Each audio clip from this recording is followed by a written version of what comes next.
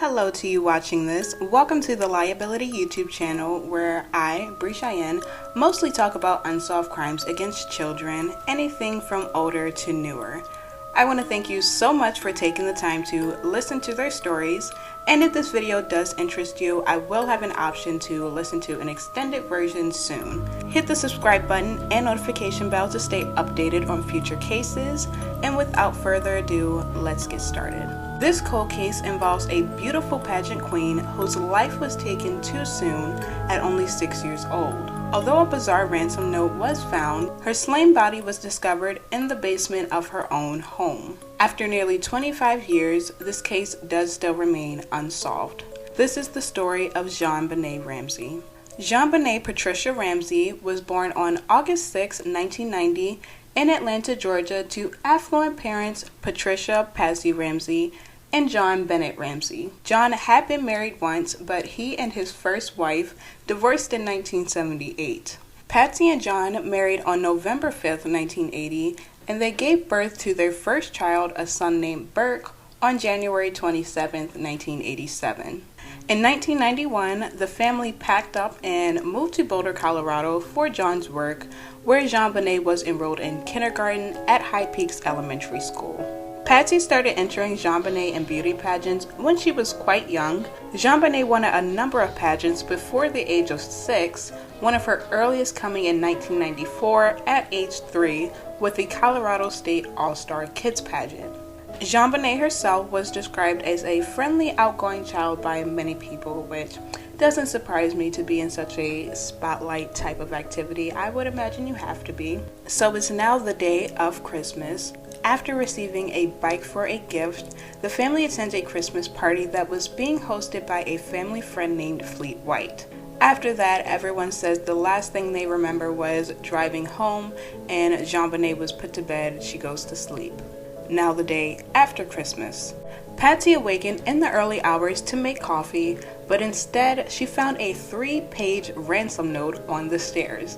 And yes, I did say 3 pages. The note was addressed to John, and in it, the writer claimed that they had JonBenet in their possession and demanded a withdrawal of $118,000 from his account for the return of her. They stated that they would call between 8 a.m. to 10 a.m. that day for further delivery instructions. $118,000 was actually the amount John had received as a bonus that year for his work. The note was signed off as SBTC. So Patsy immediately calls 911 at 5:52 a.m., which I'm going to insert right here. 911 emergency. Police. What's going on? 515th Street. What's going on there, ma'am? We have a kidnapping. Hurry, please. Explain to me what's going on, okay? There's a note left and our daughter's gone. A note was left and your daughter is gone? How old is your daughter? 6 years old. She's gone. 6 years old. How long ago was it? I don't know. I just found the note. And my daughter's Does it say who took her? What? Does it say who took her? I don't know. There's a ransom note here. It's a ransom note? It says SBTC. Victory. Please. Okay, what's your name? Are you Patsy Ramsey. I'm the mother. Oh my God. Please. I'm sending an officer over, okay? Please. Do you know how long she's been gone? No, I don't. Please, we just got out. Is she right here? Oh my God, please. Okay, well, There's somebody. I am, honey. Please. Take a deep breath, Please, okay? hurry. Patsy.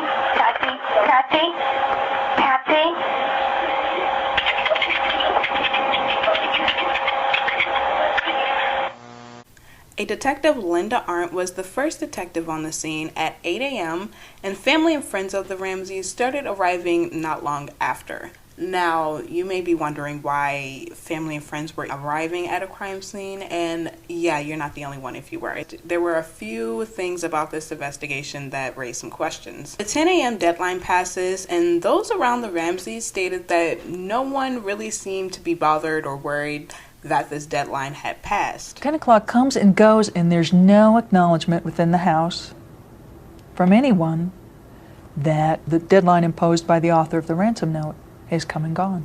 Nobody said it's 10 o'clock and the kidnappers haven't called? Nobody said that.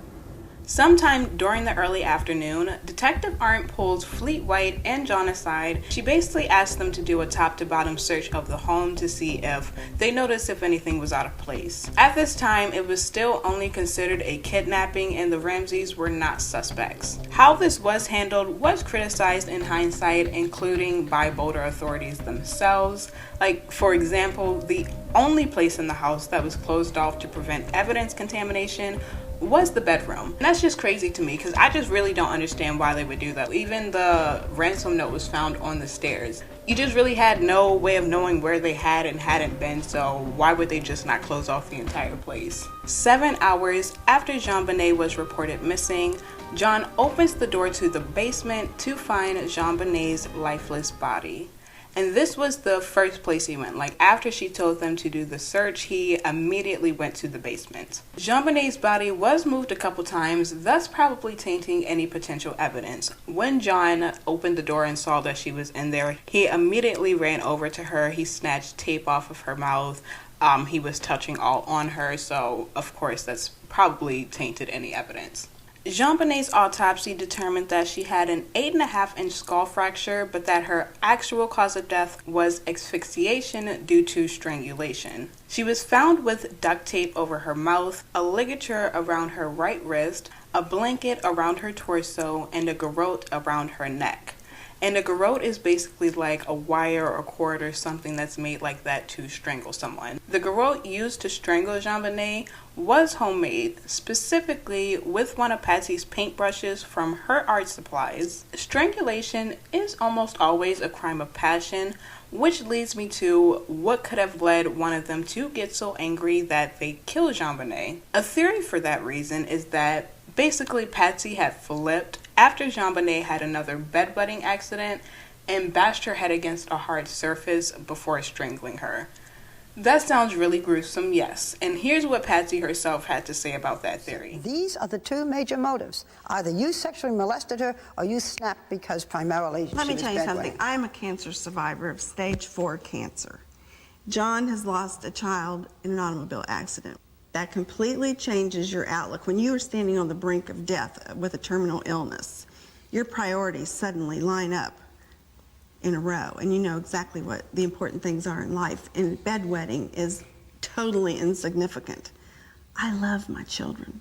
I wouldn't harm them for anything in the world. A boot mark was found next to JonBenet's body and was determined to not have come from any of the family members. JonBenet was found with multiple bruises and dry blood over her body, including her genital area. The coroner noted that that area appeared to be wiped clean, so there was no DNA evidence that they could collect. They also could not definitively determine whether or not she had been sexually assaulted. A, quote, vegetable or fruit material which may represent pineapple, end quote, was found in her stomach, which indicated that the fruit didn't digest fully before her murder, meaning it was eaten a few hours prior to her death. The Ramseys deny ever feeding her this, or they don't recall ever feeding her this, but photographs taken on the day that her body was found showed a bowl of pineapple on the kitchen table. 2 days following the murder, on December 28th, the Ramsey family goes to the Boulder police station for questioning and preliminary interviewing. They provided hair, blood, and handwriting samples. From the beginning, the Ramsey parents were considered suspects and Burke only a witness, which, of course makes sense. When a child dies in their own home, the parents are, of course, the first suspects. Police initially suspected that the ransom note had been written by Patsy and that both she and John staged the scene to cover up the murder. The Ramseys have been adamant that not only are they innocent, but Burke as well, claiming he slept through the entire night. This reputation of innocence is one they've had to defend since this horrendous murder. Mr. and Mrs. Ramsey, did either of you have anything to do with the death of your daughter? No.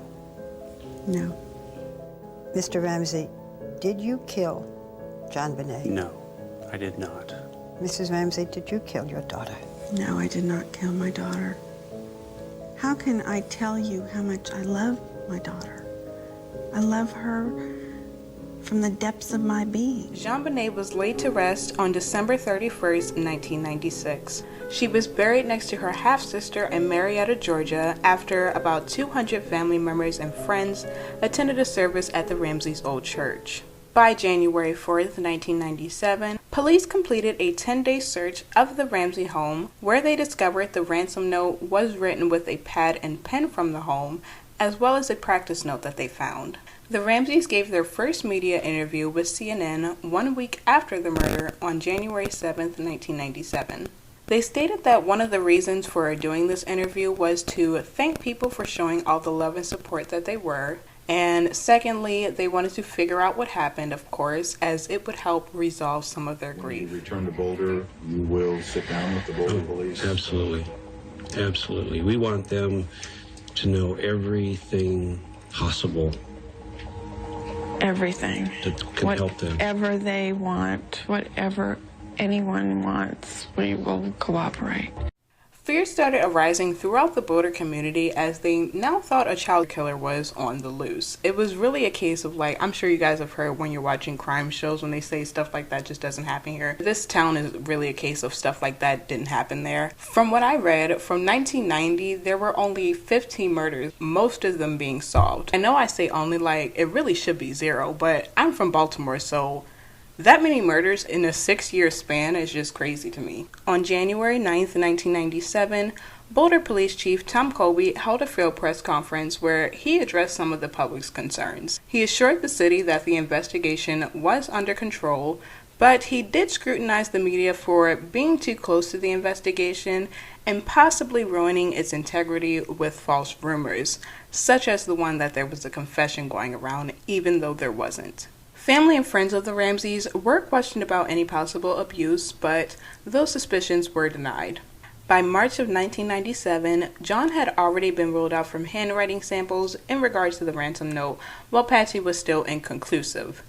She would go on to provide 5 handwriting samples by May of 1997. The reason she had to provide so many is because the first one she had done, they didn't believe that they were conclusive enough because she had started taking medication after JonBenet's death that they believe may have affected her handwriting. It wasn't until 4 months after JonBenet's murder that the Ramseys were sat down separately for formal questioning on April 30th, 1997. Boulder police brought in a then-retired detective named Lou Smith to assist with their investigation. During their interviews, where Patsy was interviewed for a total of 6.5 hours, and John too, their stories really did not change. The Ramseys ended up leaving behind their Boulder home, opting to buy a new $750,000 home in Atlanta, not far from where JonBenet was buried. John's frustrations with authorities became apparent with a statement released to the public in July of 1997. They criticized them for focusing too closely on the family when they were innocent, they said, and announced that they would start releasing flyers and information of a profile that their private investigators had compiled. By October of 1997, it was now approaching 1 year since the murder. Police had over 1,600 people that were considered people of interest in the murder. In November of 1997, Tom Colby announced that he would be resigning as the police chief by the end of 1998. He said that within 3 to 6 months, they would reach a decision of whether or not to charge someone in the case. By this time, the department had received a lot of flack for their handling of the case. Commander Mark Beckner, who was appointed as the new lead investigator for the case, does a 1-year update with the press saying that the Ramseys were still considered suspects, but that the police had a 72-item to-do list that they wanted to get through, including re-interviewing witnesses, suspects, all that. The first anniversary of JonBenet's death passes on December 26, 1997, and her family held a vigil outside of their home. In March of 1998, the Boulder police asked the district attorney's office to convene a grand jury because they still did not have enough evidence to arrest anyone for the murder. In doing this, a grand jury is granted special privileges that are unavailable to police and prosecutors, such as the ability to subpoena witnesses. This meant that they could subpoena John and Patricia Ramsey, who had just recently declined a second police interview. John and Patsy's lack of cooperation apparently came from their negative feelings toward Boulder police, saying, quote, If the investigation will be in the hands of competent and unbiased professionals, meaning the grand jury, we welcome it, end quote. The Ramseys retained an Atlanta lawyer for their son Burke, who was now 11 at this time, as police wanted to question him. Over a 2-day span and a total of 6 hours, Burke, who was still only being considered a potential witness at this time, was questioned in Atlanta. In a videotape interview, Burke said that pineapples were probably one of JonBenet's favorite snacks. Is that probably the most favorite? Apples or pineapple, probably. However, he did not remember whether they had some before going to bed on that Christmas night. If you'll recall, I did mention earlier that a bowl of pineapple was found on the kitchen table that on the day JonBenet's body was found. Also found on that bowl were Burke and Patsy's fingerprints. Now, because of this, some people believe that Burke was responsible for JonBenet's murder. They believe he angrily struck JonBenet with a flashlight that was nearby after she stole some of his pineapples, and basically the Ramseys helped cover it up. CBS themselves alleged that he killed JonBenet in their 2016 special, The Case of JonBenet Ramsey. After being sued for defamation by Burke, the case was settled a few years later. Beckner was appointed as the new Boulder police chief at the end of June 1998, speeding up Tom Colby's resignation. For the first time in over a year, the Ramseys sat down for questioning with the Broomfield Police Department, but Lou Smith did question Patsy. During their interviews, John appeared more calm while Patsy was a little more defensive with the soft accusations. Ultimately, though, neither of them really revealed anything that was like a gotcha moment. Their stories were still the same stories they had been giving since the murder. Could this be because they were innocent or because they had such a long time to prepare what they wanted to say? Smith's conclusion was the former. He believed the Ramseys acted in a way before, during, and after the murder as innocent people would. In July of 1997, the Ramseys spoke publicly again for the first time in over a year, this time with British television. They blasted the Boulder police for focusing too closely on them again, saying, "God knows whether they will ever be able to capture her murderer now." And they might have just been entirely correct, because within a month, a detective, Stephen Thomas, resigned himself. He was working on the case. He resigned after he said that the DA's office basically fumbled it. In a letter, he criticized them for allegedly failing to collect and test evidence, dissuading officers from questioning certain witnesses or going down certain routes, and more. The DA's office responded to this letter saying it was outrageous and substantially false and misleading. In August of 1998, Fleet and Priscilla White made their second request, this was their second one by this time, to Governor Romer to appoint a special prosecutor for the grand jury, meaning they did not want Alex Hunter, who was the district attorney at this time, prosecuting the case. The Whites had ended their friendship with the Ramseys by this time, and in this letter, at least to me, they kind of appeared to be attacking them just a little tiny bit. In this 14-page letter, they said, quote, "We must be mindful, however, of the first cause of the investigation's failure, the refusal of John and Patsy Ramsey to cooperate fully and genuinely with investigators." They also accused DA Hunter of worrying more about trying to accommodate the Ramseys rather than actually solve the case. They did not, however, speak to the Ramseys' innocence or guilt. But I do wonder if this case has anything to do with why their friendship ended. DA Hunter decides to proceed forward with a grand jury investigation, with it set to start during mid-September of 1998. Detective Thomas also wouldn't be the only one that resigned from the case. His resignation was followed by Lou Smith, who decided to work with the Ramseys to find JonBenet's killer. Lou Smith was a strong advocate for the intruder theory.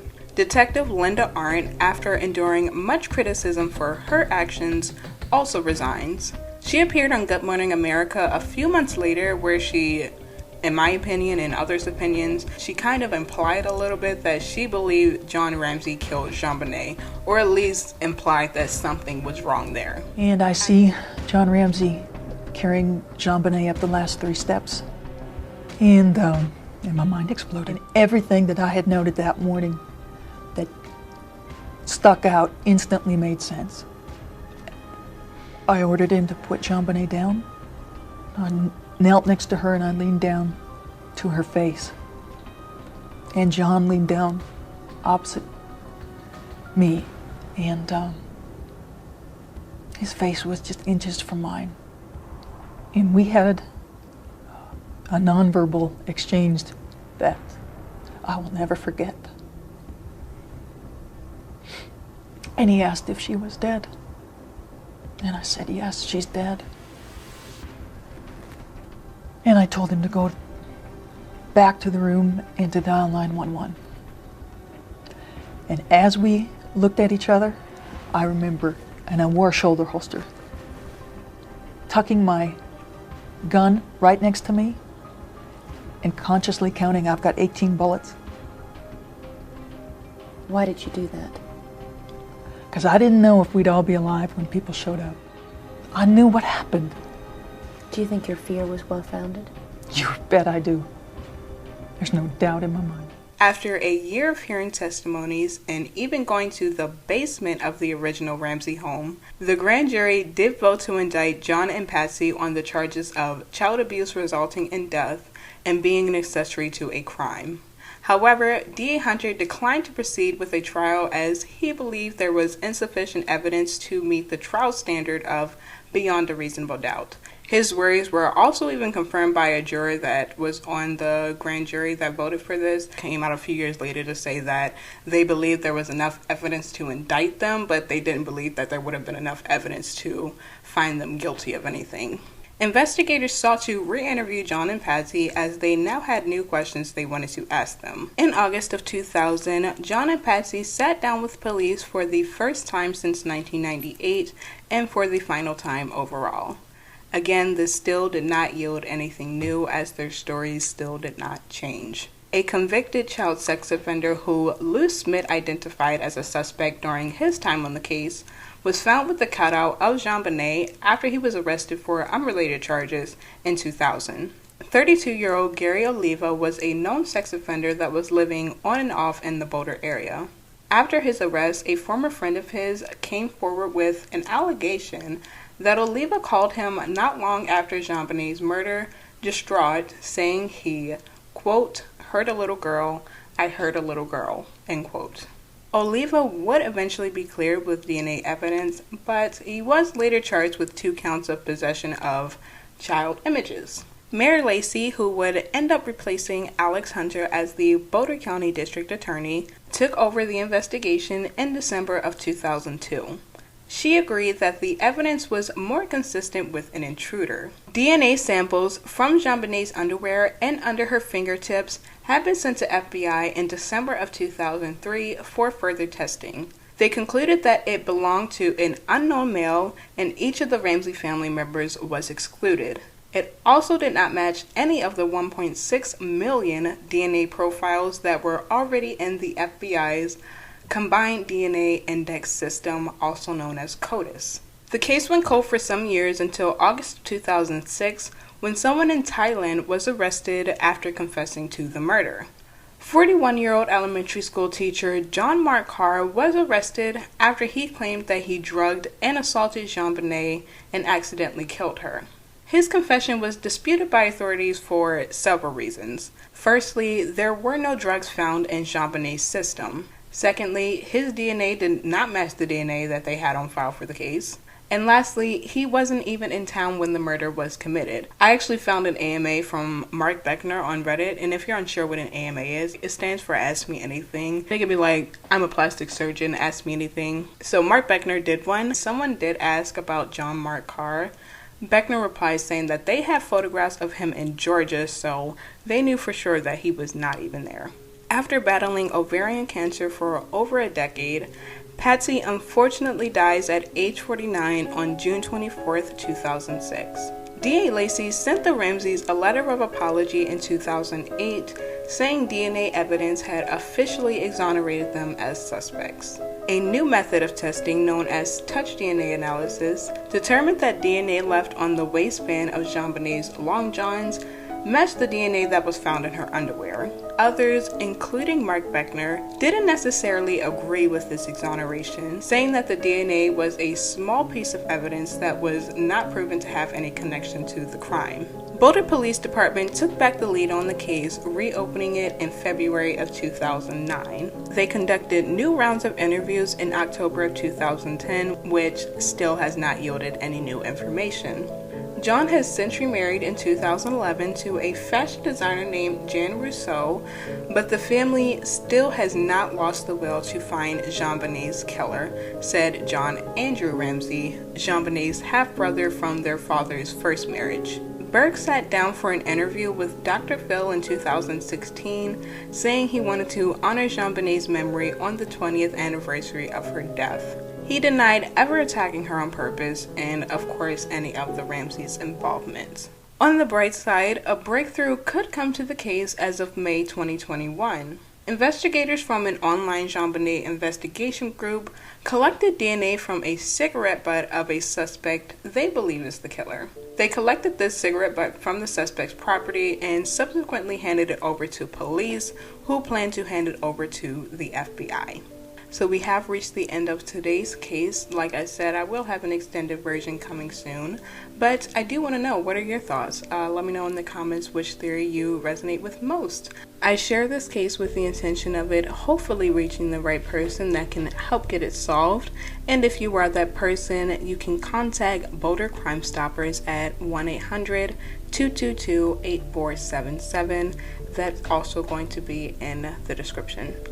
If you like this video, give it a thumbs up, hit the subscribe button to stay updated with future videos. If you do have any cases you'd like to hear me cover, go ahead and leave that in the comments below. And if you're feeling inclined to share their stories, then go ahead and do that too. Thank you so much if you stuck with me until the end. Stay tuned for my next video where I will be discussing the boy in the box. Bye y'all!